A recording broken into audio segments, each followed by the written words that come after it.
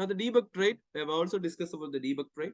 The debug trait needs to be derived because if you need to print some components of the struct, then the derived debug is must. Now you might have to sometimes require to use different kinds of trait, like the clone trait to create to take a clone of the particular kind of struct. Okay, so structs are pretty complex data structures because you can take it to any complexity as you require, because it's a custom data type. You can create any kind of data type using a struct. Now that is the idea. So you use a debug format specifier along with hash derived debug. Okay, I think you have seen these things in the example. Now I only wish to talk about the debug macro. So debug macro actually takes ownership of an expression, which is not opposed to println. So what is the difference? See, in println, even if you pass something into the println, it still can be accessed from the main function, right? It's not a problem. But debug macro is not like that. It actually takes the ownership of anything that is passed.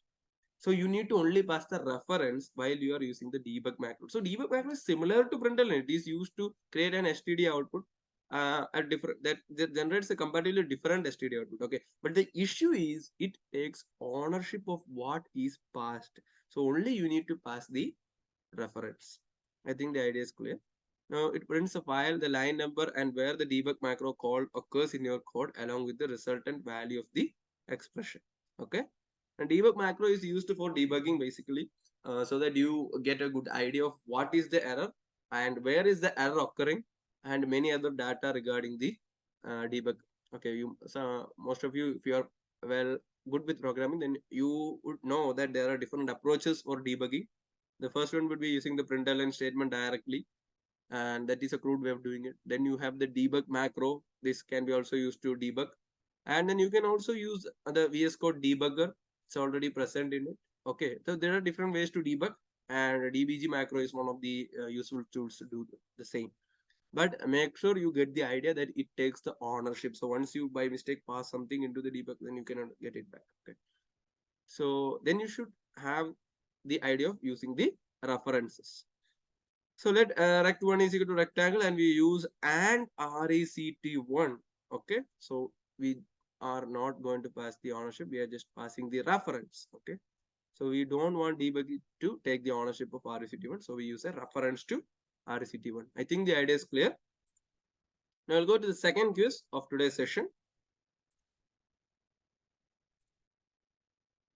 Yeah, I think you can see the questions. You'll be given 1 minute and 30 seconds to go through all the go through the questions and answer. So the first question is, which of the following is the debug format specifier? And I don't think I can say these options. So we have parenthesis, we have a colon inside a parenthesis, we have a question mark inside a parenthesis, a colon and question mark inside a parenthesis. Okay. And the next question would be state whether true or false. The DBG macro, the debug macro takes a reference of an expression. So the options are true and false. I think this should be easy. The first question was, which of the following is the debug format specifier? 58% got it right.